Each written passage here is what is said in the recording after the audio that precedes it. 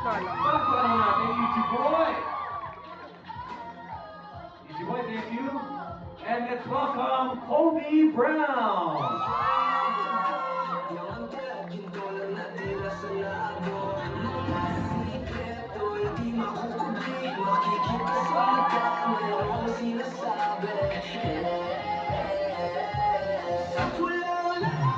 Palakpakan naman po natin ang Luyano!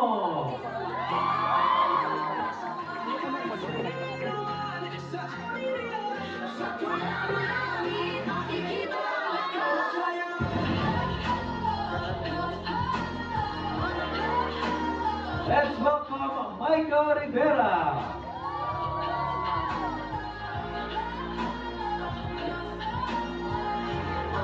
Nagitin ako sa dilim, mapupuna isisigaw sasabihin. And let's welcome Kai Montinola!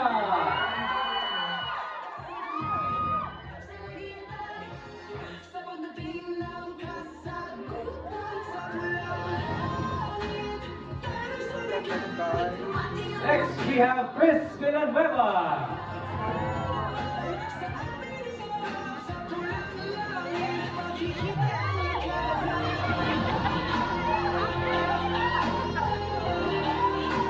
Thank you, Sir Chris. Now we have EJ Falcon.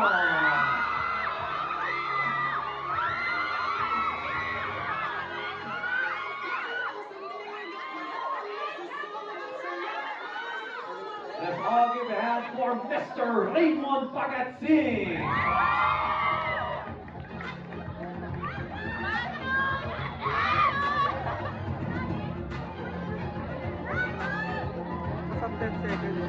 Maligay para kay Yasi Pressman.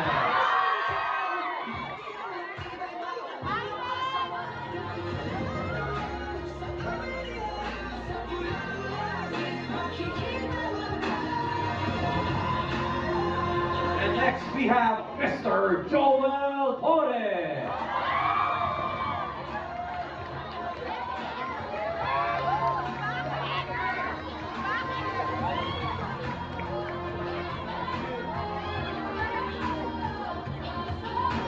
Next we have Miss Janice de Belen.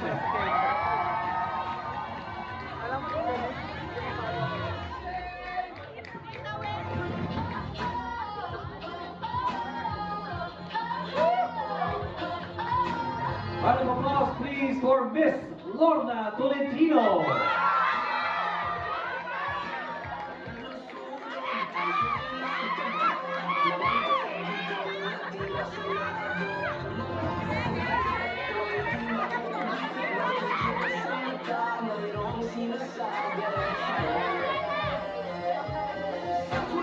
Thank you, Miss Lorna. Now, next we have Mai and Kaya.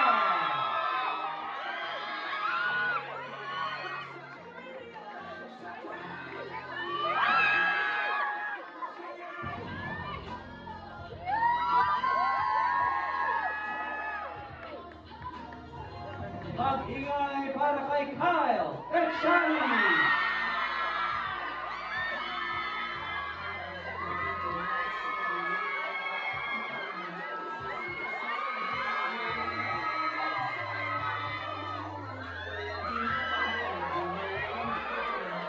At hindi magpapahuli, Tony Pangilinan!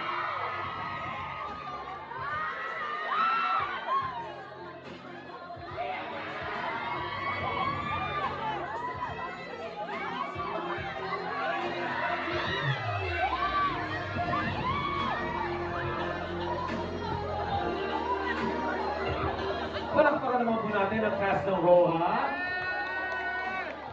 We have seen the journey, but the biggest battle to escape is yet to come. To give us a glimpse of what lies ahead, here is the official finale trailer of Roha, The Final Escape. Let's all watch this.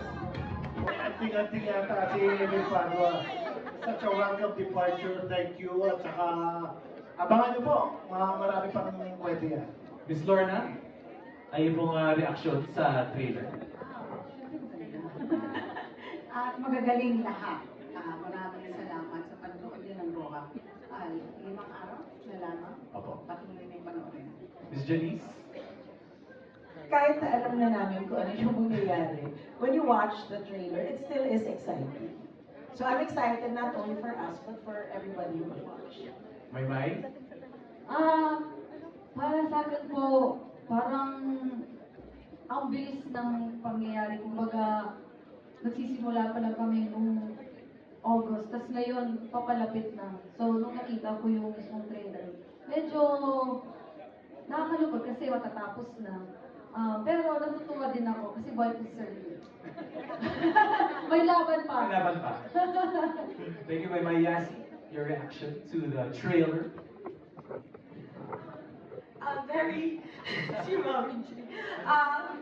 Very exciting po talaga ang lahat ng mga mangyayari. Ang masasabi ko lang ay hindi nyo maaasahan ng mga surpresang paparating, kaya wag na wag po kayo binigay. Kyle?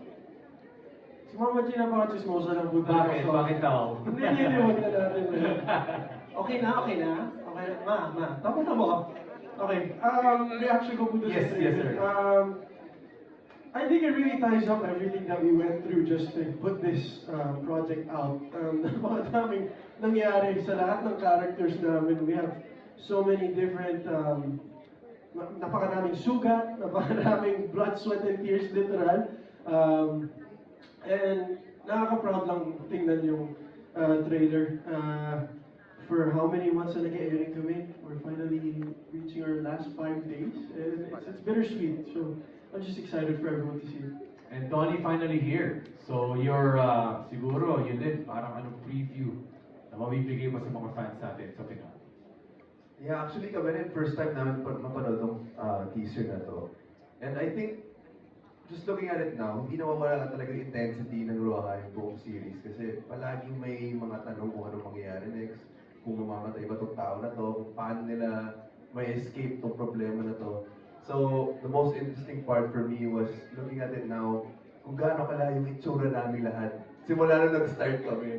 Na sobrang relax lang tayo, happy-happy doon sa resort. Tapos ito, si Tita Joel halos parang mukha ka ng, hindi ko alam parang na-run over ka na ng kotse, nabangga ka na lahat, parang mukhang wala na parang Nasa pusa yan. ang dami mo ng pinagdaanan. It's same with the show, we went through so many things. So all roads lead to this.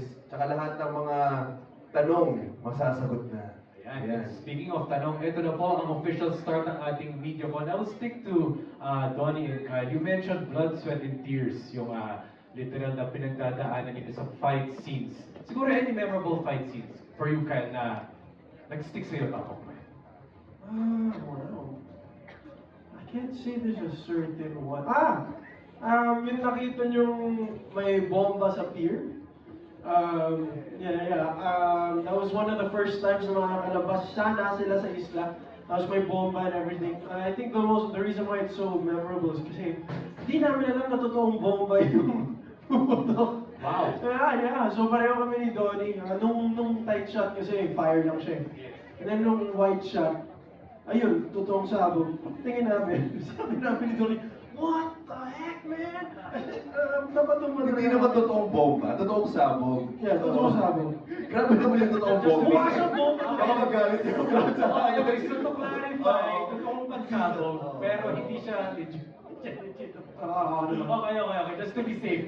Safety precaution. Okay yun po. Donnie, kasi na-mention ni Kyle kanina na yun nga, ang daming sugat. Did it ever come to a point na medyo may risk for injury? Kasi nga, syempre yung action, it needs to look real. Did it ever come or was there ever? Was there ever? Hindi. Kasi lahat po ng action scenes namin, I think every time papasok kami sa set, para may usapan na kami na kung may mangyayari man, of course you don't want that to happen. Pero kung may masasaktan na konti or yung maiwasan na may mangyari, we're all in this together talaga. So I think that's the most important part kung gagawa ka ng scene with someone, yung co-actor or actress mo. Mag-uusap kayo, ito gagawin ko, syempre mag-rehearse kayo. Pero pag nandun na kasi sa action, sa scene mismo, minsan hindi mo maiwasan. So yeah, there were times na na-injure talaga kami. And totoo yung blood, sweat, and tears. There were times na ito, fight namin dito sa si Lou. Doon na alam mo yung unang fight natin. totoo yun, may sugat ako dito na malaki, dumudugo. Pero hindi kasalanan ni Lou yun.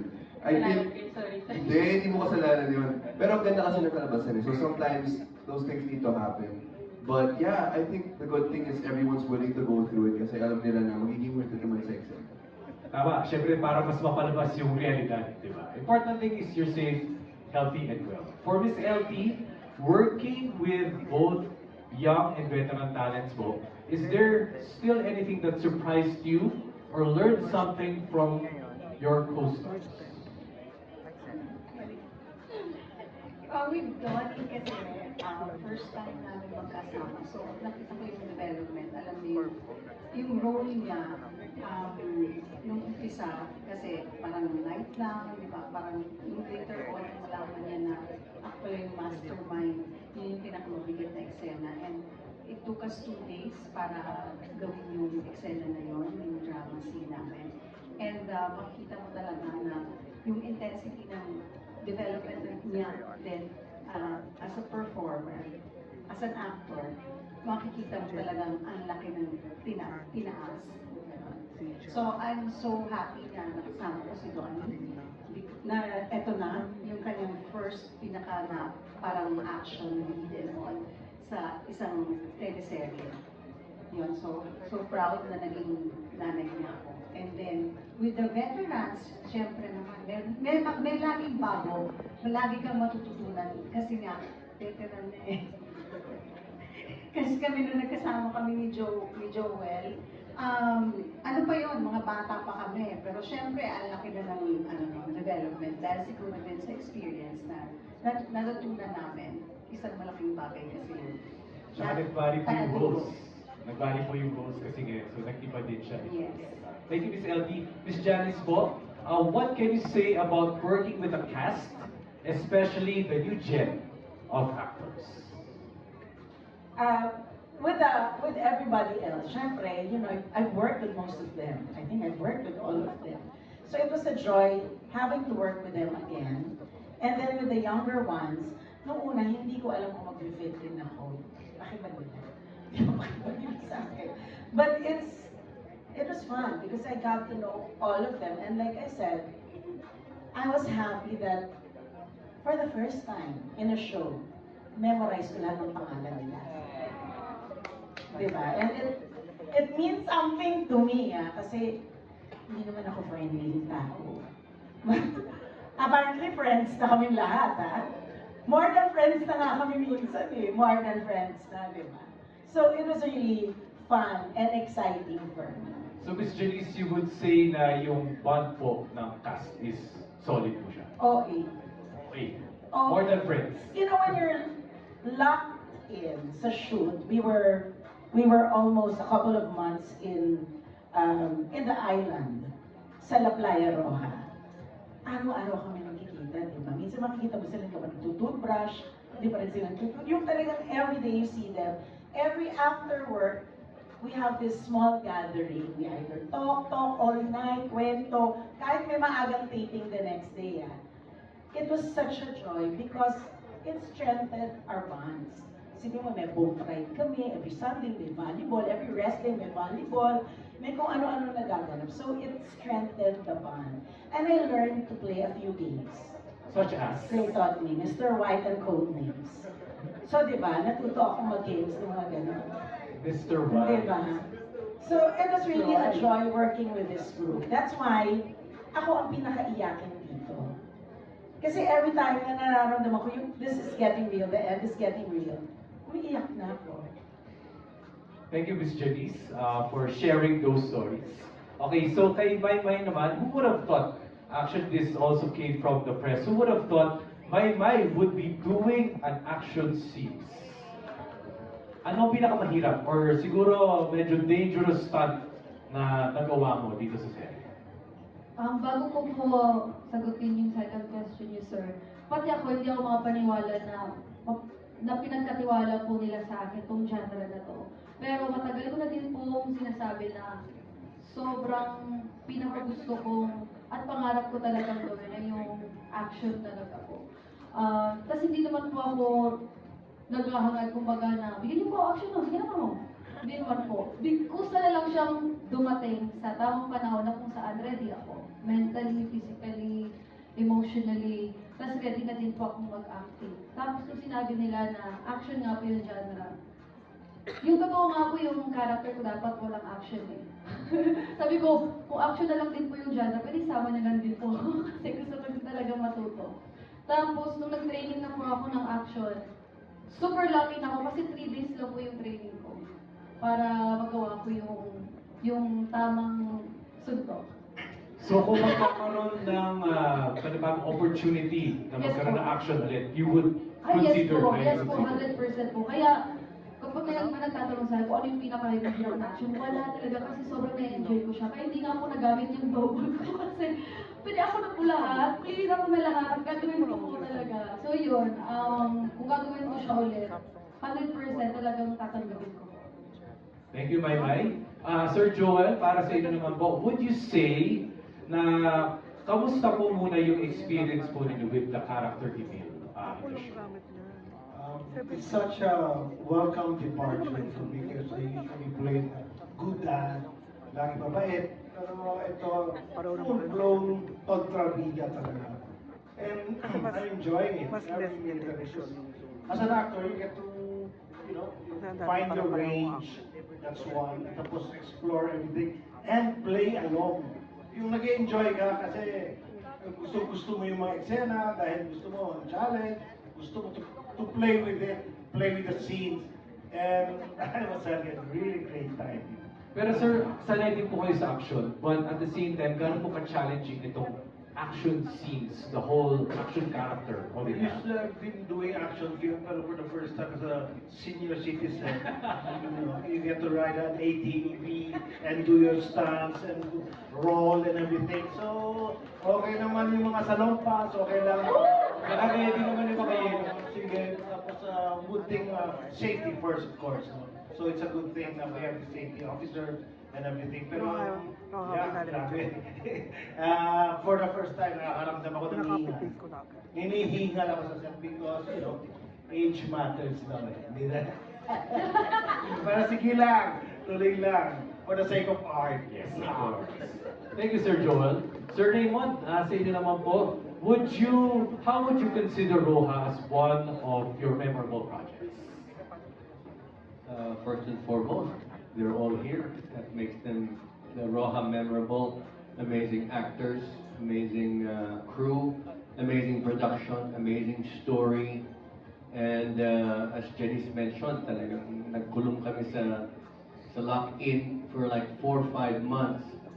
So talagang very memorable, each and every one, and the story and everything. Talagang I think kakaiba talaga yung Roja eh. I mean, yung intensity ng Roja, the way he was rolling from one scene to another. At yung mga tao talagang nakatutok talaga kasi talagang sobrang bilis ng mga pangyayari. And it involves thinking, sino gumawa nito, sino may gumawa niyan. Hindi, ito yun. So it's very involving. Sir Raymond, thank you po.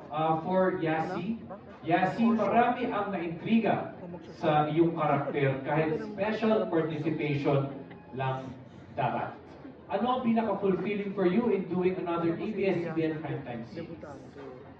Pinaka-fulfilling, syempre, is to be able to do my art in a place that feels like home and nang na-welcome po ako ng buong buo by everybody here at by ABS-CBN, everyone from Dreams Team.